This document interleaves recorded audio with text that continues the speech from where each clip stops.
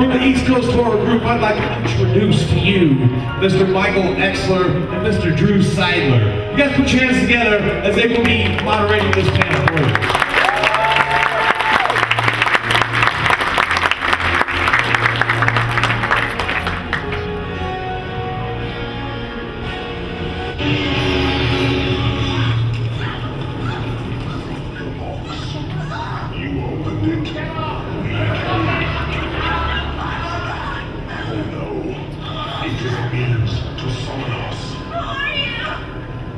Explorers in the further regions of experience, demons to some, angels to others.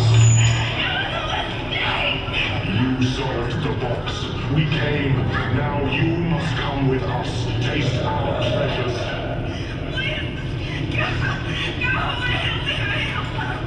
Oh, no tears, please. It's a waste of good suffering.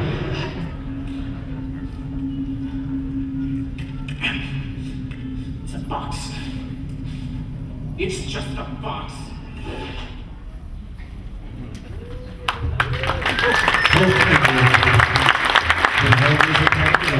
We started with Mr. Doug Bradley.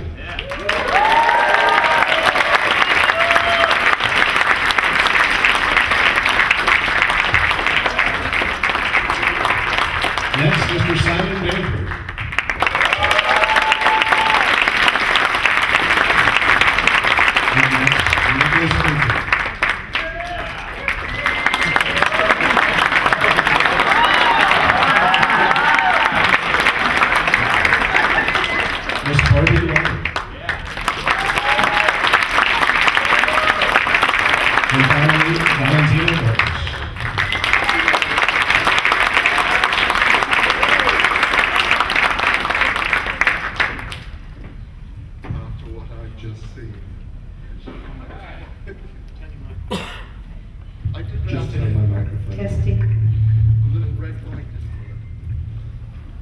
All right, so we're sort of doing a little Hellraiser legacy feedback. Yeah. So let's start off with sort of an easy one. What makes the Cenobite so popular? Doug's voice. Doug's voice. Doug's voice. Doug's beautiful face. Yes. Yeah, Doug's beautiful face. Dog's voice that makes the film so good. We should all talk like Shakespearean actors. Have you seen Ian McKellen on acting? With Ricky Gervais. It's hilarious. You can find it on YouTube. I only saw it the other day. It's wonderful. He's talking to Ricky Gervais about acting, about the process of acting. And he says, you see, Peter Jackson came to me from New Zealand, and he said, "So Ian, I would like you to play Gandalf, the wizard, in The Lord of the Rings." And I said to him, "Peter, are you aware that I am not, in fact, a wizard?" And he explained to me that he did understand this, that I would have to pretend to be a wizard. And how did I do this? Well, they gave me a script, which has got the words written down for me, so I know what I have to say. And how did I know where to stand? Somebody told me. And if you look at the arc of my method, my performance for Gandalf, it goes something like this. On set. Sir Ian, Sir Ian, Sir Ian, Sir Ian. Action. Wizard! No! You shall not pass! Cut! Sir Ian, Sir Ian, Sir Ian. That's how it works. I am not, in fact, a senator. We're not really helping you here, are we? Can I answer? Sure, you can. The question was? The question was, why are the Cenobites so popular? Yes. And I think it's because they're a new type of monster invented by someone who's a genius called Clive Barker. And there haven't been anything quite like them before. And also, you know, with monsters, like, well, do a little bit of sex and vampires with Christopher Lee and stuff like that, but they're sort of pushing the envelope about sensuality and seeking the extremes of it. And you haven't really seen that, like that kind of thing in a movie before. I mean, you know, strike me down in flames if I'm wrong, but there hasn't been a Has there been like really sexy, weird monsters like the Cenobites before? Kind of, No, obviously, we were typecast as really sexy. They got the sexiest actors they could get. And then, but sadly, they were all busy. the leather costumes. I was just wondering why Peter didn't want Cenobites to get power.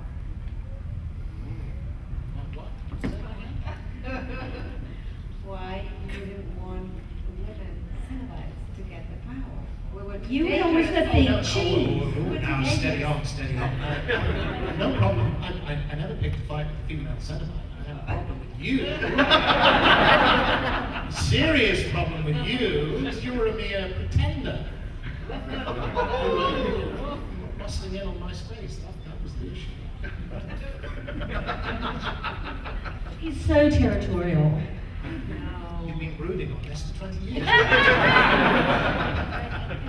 haven't seen Valentina for 20 years. 20. Oh, And doesn't she look fabulous?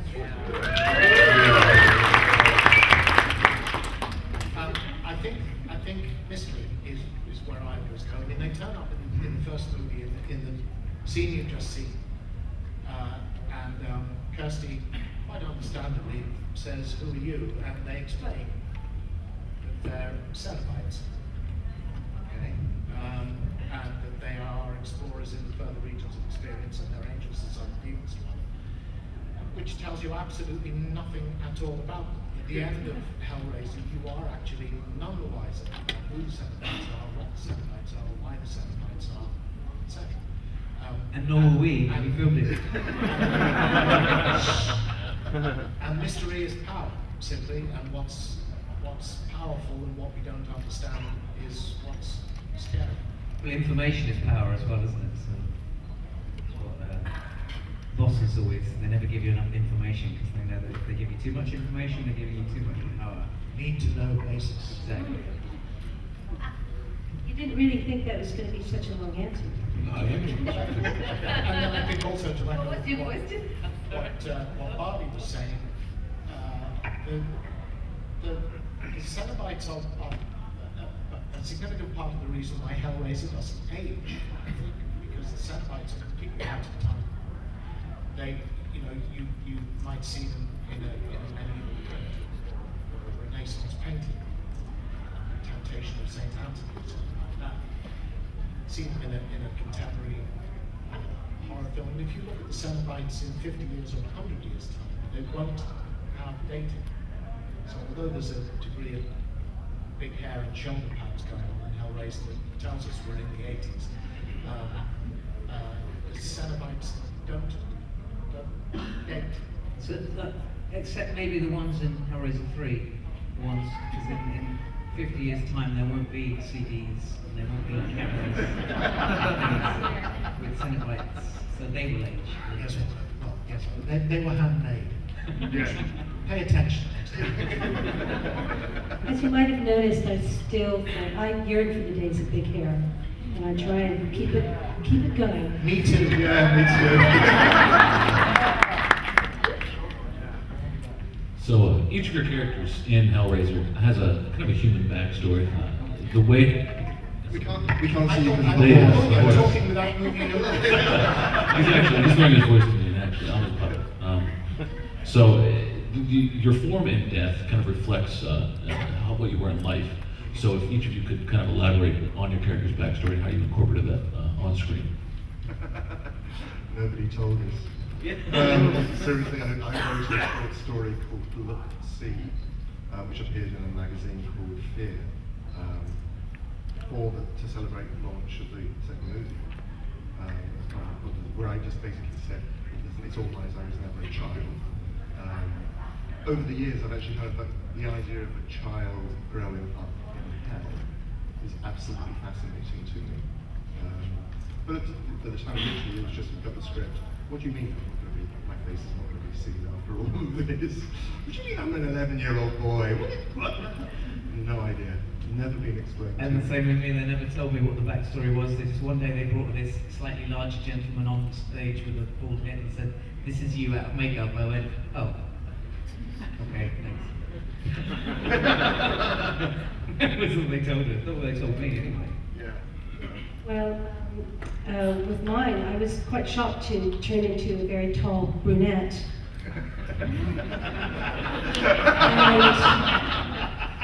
Oh, she's pretty, but she never got a credit. I always felt a bit sorry for her. But Gary Tunnicliffe, who did the makeup on later Hellraiser films, came up with this concept that maybe the female centipede was a nun.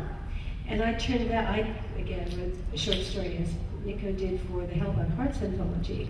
And she was a sex-starved nun that wanted power, and she was a sick of nun with very bad habits. And so she calls forth the order of the gash so she can seek power and domination and stuff and sick, perverted sexual practices. And she was called Sister Celise. I gave her a name. Celise is a, see a little star attraction in the Da Vinci Code, because the assassin wears a Celise around his thigh. It's actually, Opus Dei uses it, it's a metal thing with little spikes going in and tighten it to remind yourself of Christ's suffering. So I thought, that's a good name for a Cenobite. So that I didn't, at the time there was no backstory for my character either. I think that you had one, or did you? I did Oh, indeed. So yay. yes, I mean my backstory had already been established at the beginning of Hellbound. So when it was a different process to get help, because it kind of became quasi-human and all sloppy around the edges to save Kirsty and Tiffany. But then in fact, theoretically in plotline. Although Dimension then in their infinite wisdom decided to screw up the whole point of the ending of Bloodline, which is, as Pete Atkins had written it, was that Merchant knows he's not going to have any children, deliberately lures Pinhead onto the space station to end the feud, end the Bloodline, and destroy them both. And the best ending was that the space station turns into the Lament configuration, which is spinning in space. And a hand came into frame and picked up the Lament configuration. He traveled down with it, and it was put down on Le Marchand's bench, and you're back at the beginning. So the whole thing is a constant time loop. And that's a great ending. So then Dimension had to have the space people escape, have to have a happy ending, of course. And then they did this thing when the shuttle was going down to Earth and a single pin comes spinning down towards Earth. And I saw that and I thought, well, okay, that's also a cool ending. But then the version I think as released, you just see the shuttle going to Earth and then the credits roll. That's the end of the movie and it's credits. I'm about to die again, what would you say but Clive, of course, is about to give Pinhead a literal death in the Scarlet Gospels, which is being published in spring, in May this year. I've just been asked if I will write a foreword for it, which I said yes. Maybe I'll get a chance to read it first. So Pinhead is going to die all over again.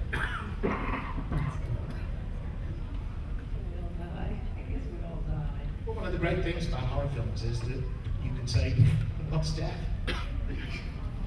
But you kept coming back like a, Like a bad smell. No, turning up like a bad penny, I think the American expression is. But you die at the end of 2, and then you come back at 3, 4. I didn't die at the end of 2. You just act into dematerialize? I became something different to what I had been before. I was absorbed into the Pillar of Souls, which is where you find me at the beginning of Hellraiser 3. Remember? Oh, that old Pillar of Souls thing. Old Pillar of Souls, and then you suck the skin off a couple of girls and you come back to life. It's as easy as that. Look, if any of you ever find yourselves trapped in a Pillar of Souls, that's the thing to do. Skin a couple of women, swallow them, and you'll be fine.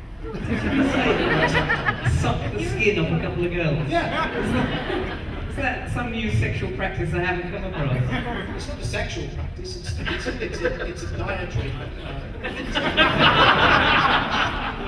It's like a herbal supplement. That wouldn't have worked for Fish oil Frank. and the skin of a couple of girls every morning. Secretly a long, healthy, happy life. But that wouldn't have worked for Frank. He had to suck the skin off the guy. See,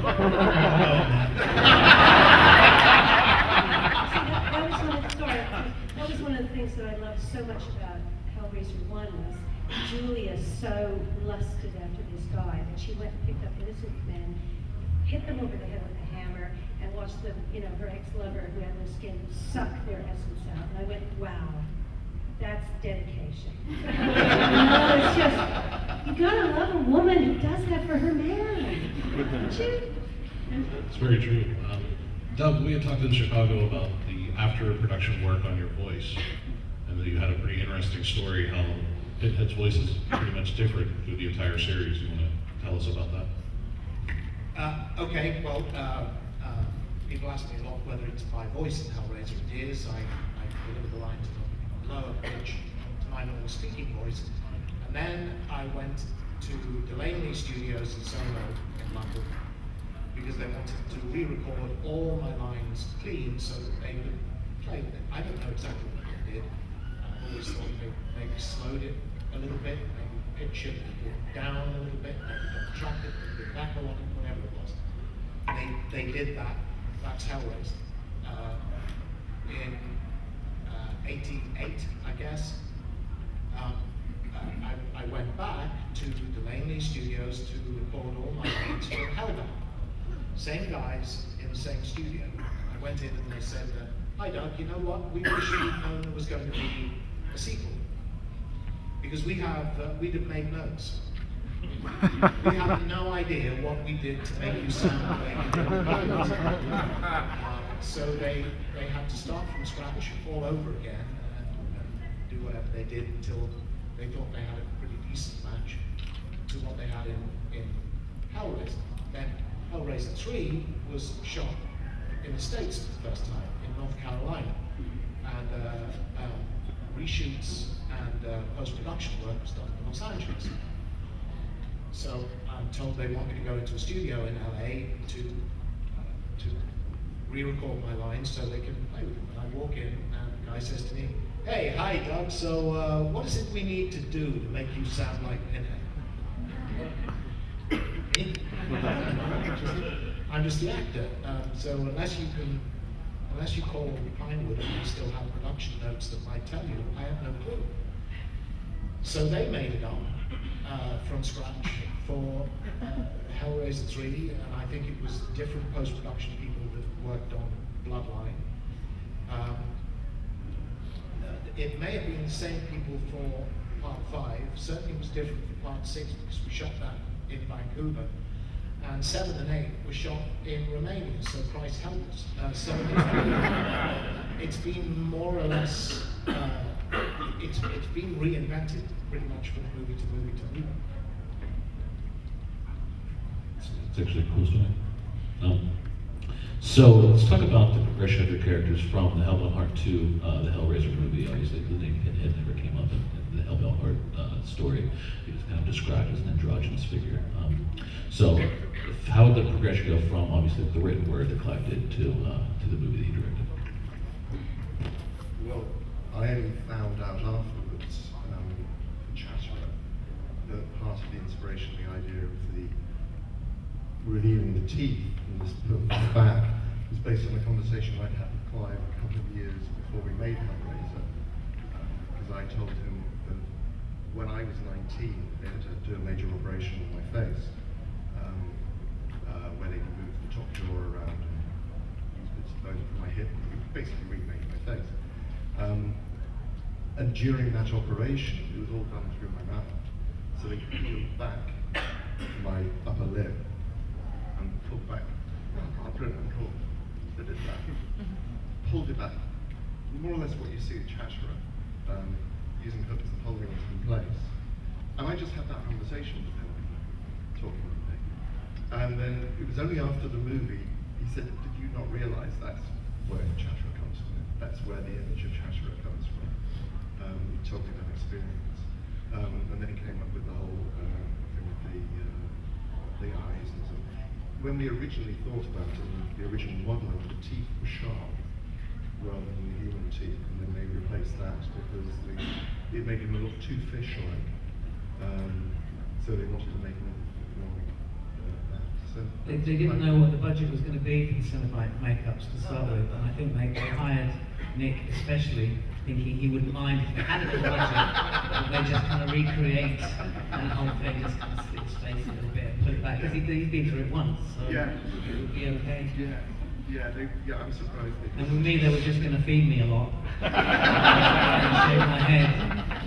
That would have been a cheaper way of doing it. And I don't know about the female, really. Well, I think the female, in the original novella, I think the lead Cenobite was female. Absolutely.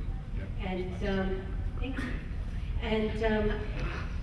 And I thought it was interesting, but you know, at the time in the 80s, you already had two very strong female characters, Julia and Ashley, Kirsty. And they probably thought, it's a bit too much femininity in this, so let's make him fail. And Clive came up with your concept, lead Cenobite, didn't you? It just occurred to me that I've never had that conversation with Clive, so I don't know why the shift of emphasis from Hellbound Heart to the movie. All of us in the movie have no names, as the Cenobites have no names in the Hellbound Heart. The principal difference for me is in the Hellbound Heart, Cenobite that is Pinhead is described as having a jewel pin, so it's very definitely a pin with a jewel on the tip of it. The gridiron pattern is described, but he also has pins in his tongue, which might have made speaking slightly complicated. So, I'll hire your pole. Which was interesting, because what happened to me. Might become slightly less. Because I did have lines in Hellraiser 1, but then they stuck these horrific false dentures on top of my own teeth. And when it came to my lines, they were all plosives, they were all P's and B's. So then perhaps we prefer you was my line, impossible was my line. But if you can't put your lips together, you can't say it. So when it came to filming it, perhaps we prefer you, impossible. They took all my lines away, gave it to the female. Also, Pinhead significantly in the Hellbound Heart is described as having a light and breathy voice, like that of an excited girl. So now I have a mouthful of pins and I'm saying, oh, hey, So I was kind of glad of that shit. He also had bells sewn into the skin around the back of his neck, so which in the movie I think might have been slightly ridiculous because everywhere he went he would have, jingle bells, jingle bells. Well, I remember at one point in the scene we got together, I remember that somebody told me that you wanted to take some kiss bell. Is that true? What in the film? I'm lost. Yeah. Did you ever kiss her in the movie? I don't think so. No. No. Because the pins would No. have Not kissing, Yes. about him. Yes. We didn't have a screen kiss, did we? In Head and Julie? No, we just had a splash. Okay. What I love about the female Cenobite, because obviously I wasn't in the first film, and they had to modify the makeup for the second one because my neck was not as long and lovely as Grace Kirby's. I sort of fulfilled the role that Sigourney Weaver does in Galaxy Quest, when she repeats everything that the computer says. I said, first entrance, that was actually my first day on set, to come on and confront with Tiffany, and you say, No. no, and he says, No. maybe It's not hands that call us, it is it's not hands that call us. but desire. It is Peter. And she's getting out of his later hose. You know, I do have a tendency of sort of even time to play, I think is what you said in the first film. I kept say it again in the second one. And so it is kind of a bit of a, you know, echo. Now, the Cenobites, as you said, were mysterious, but you were all bound by a set of rules, which sort of added to the complexity of your character, that differentiated yourselves between Freddy and Jason. Sort of talk about that, playing that type of killer. Well, I've always said that, certainly in the first two movies, Pinhead's not really a killer. And he's not a typical monster of the horror film. Approaching the movie, that was my shortcut to myself. I'm going to play the monster in the horror movie, how cool was that? But in fact, reading the script and as filming went on, the monsters in the film, of course, are Frankie and Julian. And really, Pinhead and the Cenobites are there as almost a kind of impartial referee of what's going on. And that to confront Pinhead and the Cenobites, they have to first of all discover the existence of the Lamech configuration. You have to track one down. You have to figure out how to make it work, and even then, before any soul tearing may take place, Pinhead wants to stop and have pass the time of day and find out a bit about you. So it's a complicated process that you go through before you get anywhere near the hooks and chains. And make sure your desire quotient is high enough. It is not Hans Peter. It is not Hans. It's not just the process of opening the box that is going to condemn you. It's what's in your head and in your heart in that process. That changes for when it gets to part 3. But part of the whole thing that was intended to drive Hell on Earth was that Pinhead is now free of the rules, able to operate as a free agent. Then he's kind of rule bound again. Bloodline is different because we're going backwards in time and forwards in time from where we were in the first few movies.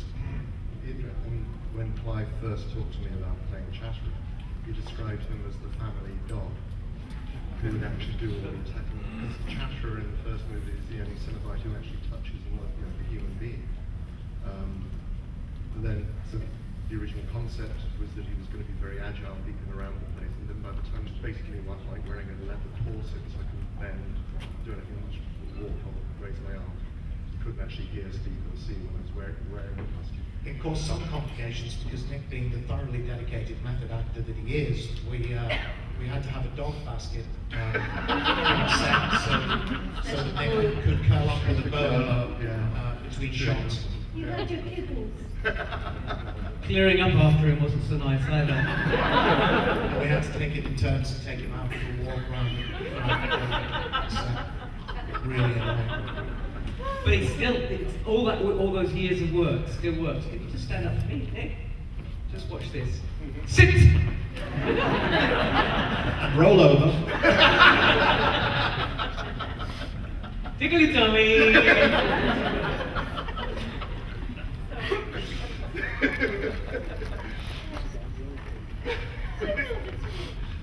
Next question before this. I was hoping to see where that was going to go. So, if you would just talk about the difference between filming the first and the second film and working with Tony Randall and Clive Barker.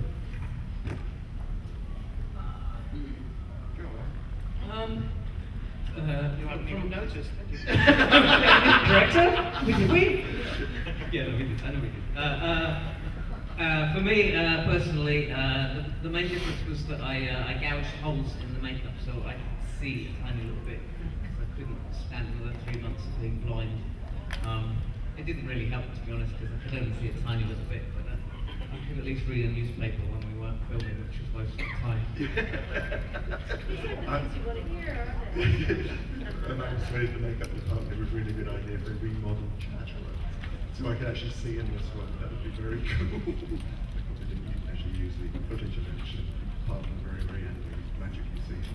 Because it was tough. It was, you know, we love that. It was great. Glad we did. It was tough.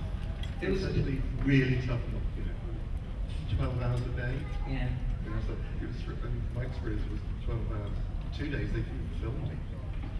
They just left me 12 hours to see. They didn't actually use me. One of the big differences early on was actually the script, because the script for Hellraiser was very much set in one house. It was very character driven, whereas the Hellraiser 2 script started out as kind of character driven, and then about halfway through, it just became a list of special effects that were going to be happening. But also, everybody was expecting Andy Robinson to come on set, and I remember getting what they call pink pages, which is, you know, the changes, and because something fell through, I'm not quite sure what the reason was. Anyway, but it basically he didn't like the terms and stuff, and so he decided not to, and there's poor Pete going, we're never going to see Andy Robinson, so how are we going to work out this huge change? Because the whole reason Kirsty's running through those endless hallways of hell is to find her dad. So I felt personally there was probably a little bit too much running around hell for two girls, but it's because people were frantically thinking how we're going to fix this problem. And I think they you know, the ending was pretty satisfying. Running down the same piece of set. Yeah. Just moving forward. But I remember, you just reminded me of the story of Ken Cranham, when he was made into Chandler and Censorship. It took him 6 hours, that makeup, and then getting him into the costume. And he's sitting around, and he's only I found a dog hair on my boot, I thought it was one of me. You know, he's got a sort of rather lugubrious, sad face anyway, and in his Chandler makeup, he just looked.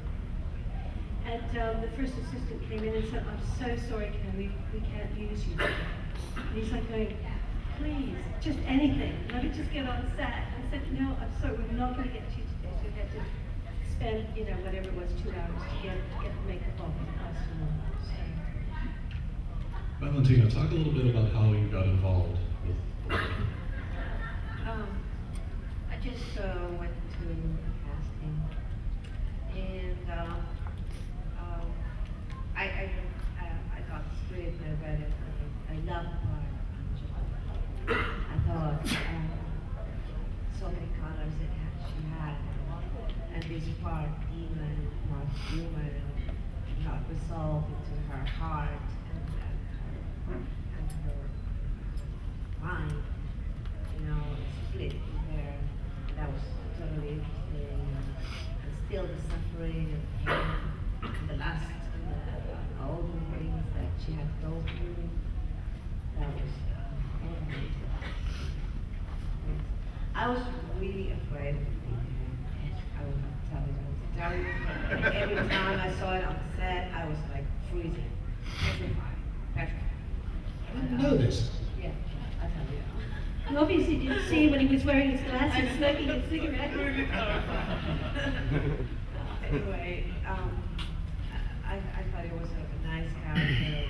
Angelique, I think is one of my favorite characters I've ever done so far. I hope I can do more Hellraiser. I would love Angelique to get the power. My baby.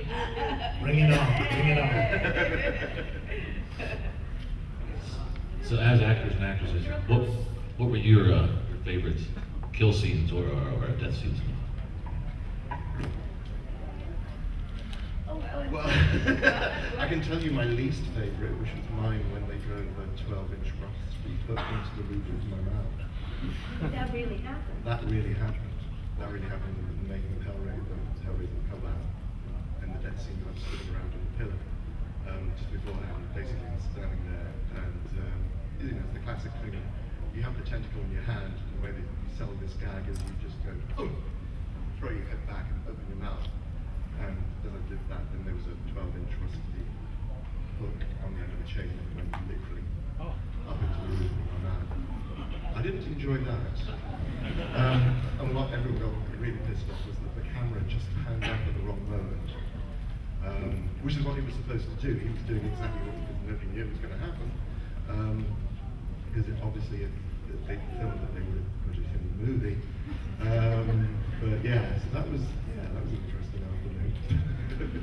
I think my favorite, I've got two favorite death scenes. In Hellraiser 1, I just love the way that, as I said before, Julie is whacking these guys on the head. That's very cool. And then on the second movie, it's when she rips out, it is Frank's heart, and then goes, nothing personal, babe. Great line. Mine's going to be Andy's Jesus wept. I think that's beautiful. I was thinking about that the other day. How did they film that? They must have had him on hooks and things, and then they He was had there for about 2.5 hours. They had, yeah, and it was fantastic to watch it go. I mean, there were kind of big chains that were attached to them, and then they came in very close and very delicate chains. Jesus wept, I think Andy actually improvised on the spot. Yeah. It's his improvised line. I just love the moment, having seen the film on the big screen recently, is that you can really tell when it's Frank wearing Andy Robinson's skin, and that is the genius of Andy Robinson's acting, because he's such a milquetoast throughout most of Hellraiser 1. And then when Frank kills him, he comes in wearing Andy Robinson's skin. It's just, you can see it, it's like demonic glint in his eye that in every And corner. it's clever. It takes some courage, I think, for an actor to be quite as pathetic as Andy was as Larry. I mean, you just want to slap him around the face all the time for being so pathetic. What Andy is doing is giving himself everywhere to go. He's got all the room in the world to play with once he gets to be Frank in Larry's skin. And he is a wonderful, wonderful actor. It's a shame he didn't have that. So we've read that Clive had to make several cuts to Hellraiser, the MPAA, things like that, which I'm sure you guys probably don't have answers to, but what are your thoughts on censorship of Hellraiser and censorship in general? Well, I've said before, I mean, I don't, in terms of the cuts the MPAA score, I'm not sure what precisely those were. I think Clive was fairly pleased that he'd been treated very kindly.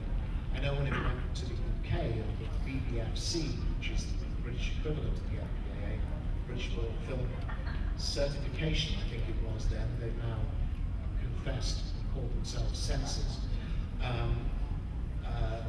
There was one principal little cut they wanted, which goes back to Julia's killings. There was one shot apparently where she had plowed the hammer into back of somebody's guy's head. There was a cut back to her and she had a hard smile on her face. They wanted that removed because it suggested that Julia might be deriving some sexual satisfaction from beating the guy's brains out. Which in a movie devoted to sadomasochistic sexuality is a bit to me. My feelings generally are, I've said this many times, I think I'm opposed to censorship fundamentally. I think it's an evil we probably have to deal with, but it's always struck me as odd that we seem to have things completely back to front. We are very careful about cutting and censoring for the cinema, where you have control over your audience. And then we release uncut versions of everything to DVD, where you have absolutely no control over your audience and who's accessing the information, or who's getting to see the movies. It always seems to me that is slightly back to front. If you're going to put the uncensored version out there, surely the place to put it is in the cinema, where you control who's got access to it. The studios won't allow that. It's one of the reasons we are saddled increasingly with PG-13 horror films, because the studios want the kids in to see it because they want their money. NC-17 is considered to be commercial suicide in the States. And I know when the Hellraiser Halloween crossover was talked about, I talked to Clive about that, and he said, I've had one note from the Weinsteins. This will not be a sadomasochistic movie. You take sadomasochism out of Hellraiser, you have nothing. But if you're going to put the sadomasochism in, you can't have a PG-13 still. The interesting thing as well, at the time, the British film critic at the time was a guy called Barry Norman, who wasn't that fond of Hellraiser, but he did make a really good point about censorship. He showed one evening, he showed a clip from a porn movie, and then he showed a clip from an extremely violent movie. Pointing out, I said, I can't show you anything much more of this porn movie because it's sex. Violence, I can show you. People getting killed, ripped to pieces, that's okay, that's good for general entertainment. But sex isn't. And he said, that is crazy. People making love to each other is somehow deemed unacceptable. This is one thing that I just do have a bit of a problem with, because, you know, people get over it, we don't have to do it, or otherwise there would be no human race. So I find it interesting that there can be so much violence, really horrific violence, normally towards women.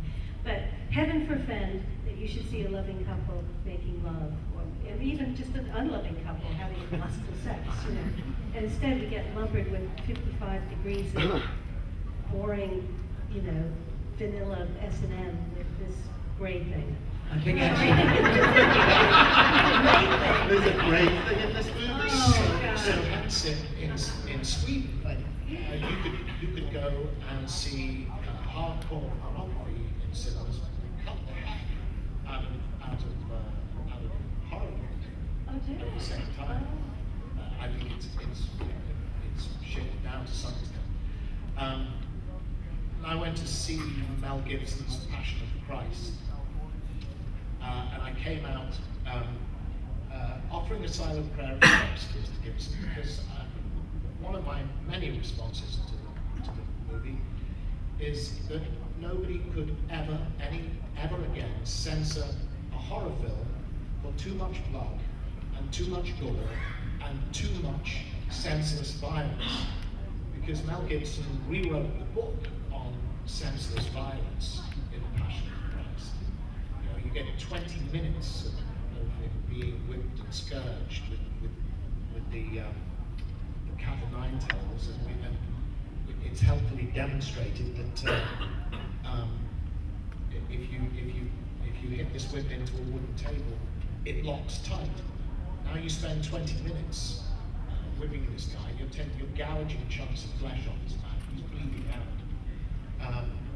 And then we come to the moment when he's crucified and God's a bit pissed off with this, and the clouds are coming over and the Roman centurions decide to scalper and just for good measure stick a spear in his side, and this power shower of blood comes pouring out of Christ's side, and the centurion has almost got his looper out. He's almost, he's not sure. This shower of blood. So he is responsible for making the most gratuitously violent film ever made. So, and they showed it in churches. They showed it in churches, though, because it's because religious. it's about Jesus, so you can get away with it. Bullshit. I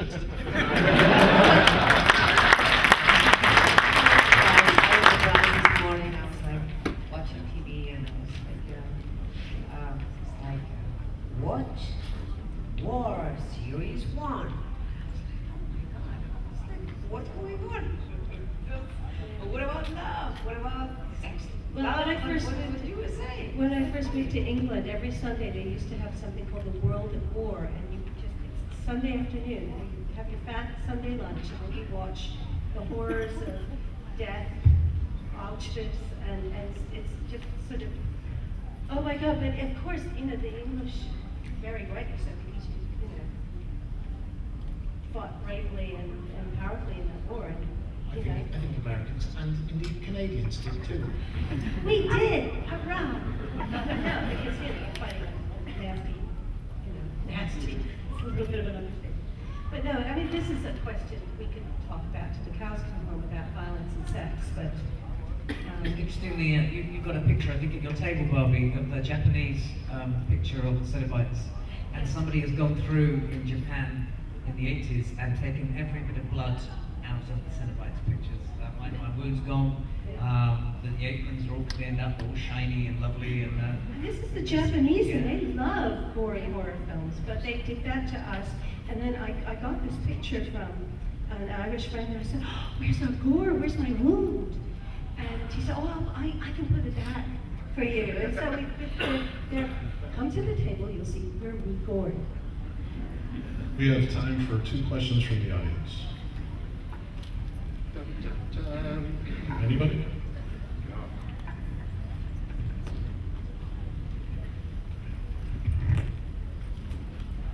I have a question. How does it make you feel knowing that you are in everybody's nightmares, not just on the TV, but you are in their nightmares too? That your face is what they see. I'm hoping you mean this in makeup. No. Yes, that's what I mean. In the makeup. I mean that but it's a good thing and it can be a bad thing. I just do find it surprising. A gentleman came up to me at the table yesterday. I don't know if you're in the audience, and I'm telling you the story. And he said it was Kinski from Nightbreed that had given him nightmares. And I was like, really?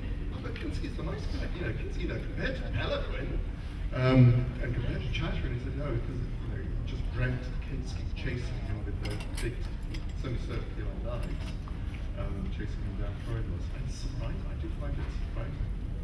Kind of flattering, I guess. Yes, it's kind of cool. I mean, I have a lot of people saying, you gave me my first nightmares. And first instinct is kind of feel responsible and slightly apologetic for it. What the hell? No, that's mission accomplished. Yeah. Because it's not my face. It's the makeup. And the other point is, it's got nothing to do with me, it's got nothing to do with what you presented in the film. What you're dreaming about, Rachel, is about dreams, it's about what Pinhead and the Cenobites and the experience of Hellraiser means to you and your unconscious mind. And how your brain synthesized it into something that is personal to you. And speaking as a short, blonde Canadian person, to find that people were scared of me, because I got bullied to bits when I was a kid, so it just wasn't long enough. Is that, wow, and it's that moment that Doug described so well. And, I first looked into the mirror and saw myself in the Cenobite makeup. I went, wow, I don't know whether to feel powerful or to cry, because it is a shocking look. it is lavish. Lavish. You're sexy as heck as a Cenobite. But it always there is that part of you that is free from evil scenes or evil images, and you also have the possibility on the other side with angels or God or lightning or whatever that. So you have to make maybe sometimes the choice of what side you want to be. I do think there's an interesting thing too, which is about the universality of cinema. This is happening probably in the last 100 years for the first time, probably with the exception of religion, major religions. Probably hasn't been another time where this kind of imagery gets inside the heads of so many people simultaneously, and it is powerful stuff. And it is slightly scary, and it's rather exciting that we all get to share this same symbolic language that Mythology. gives us. But it's also sexy. I mean, with the exception of maybe Nick and I, but certainly the three of you, you're scary, but you're also quite sexual characters. And Freud would say anything in the dream would have some kind of sexual nature to start with. Chatteris would mean penis with teeth. What do you mean it's not sexy? All right, one more from the audience. You mean you're a dick? Are there any more questions? Yeah. For a while back before Revelations came out, I heard a lot of talk about it. Yeah, see, that's the reaction I expected, the same reaction that I had. And I heard, Doug was not going to be playing Pinhead again. I was really disappointed about it, but kind of excited about the idea of a new Hellraiser film. And, when it came out, I was obviously very disappointed. I just want to know what your thoughts are on the film, the man's portrayal of Pinhead, and do you think he'll ever reprise the role again? I was offered the movie. I turned it down for a variety of reasons. Long story short, I got a phone call in middle of July. This is either 2010 or 2011. Not even from Dimension Films, but from a third party, explaining that someone in the legal department at Dimension Films had just discovered that if they didn't have a movie, this is the middle of July, if they didn't have a movie in front of the cameras by September 3rd, they were going to lose the rights to the franchise. So it's kick-ass and scramble to get this movie written and prepped and cast and crewed and in front of the camera between the middle of July and the beginning of September, which is 6 months. It's not enough time. You can't do it. Now, my fundamental feeling is the Dimension films have been nothing but bad for the franchise from the day they got involved. So my first reaction was, well, if the Weinsteins care so little about their baby that they haven't even noticed what's going on with the fine print, it would be their major contract with Disney. They were losing children of porn at the same time, which is why they quickly made another children of porn as well. If they care that little, hey, maybe they should lose the rights to the franchise and they should go to somebody who gives a damn. Was my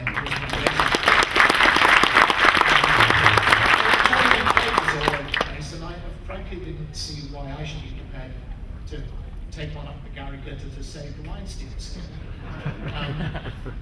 So I'm already very, and they had an absolutely minuscule project, a ridiculously small project, which seemed to me to be the amount of money that the Weinsteins were prepared to spend to retain the rights. I did ask to see the script. That confirmed me in my belief that I wasn't going to do the film, so I turned it down. I haven't seen it. I've seen the trailer.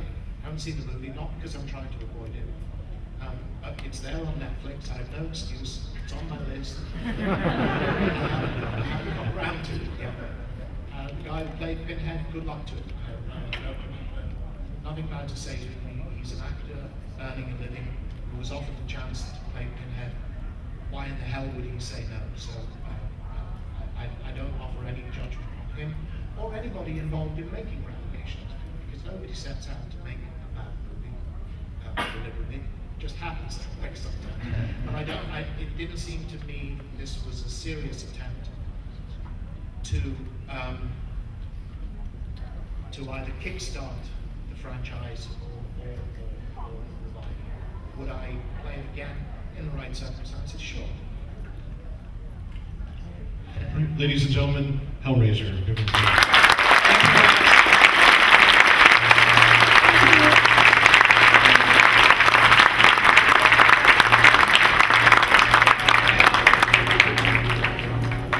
Ladies and gentlemen, if we could, please exit out.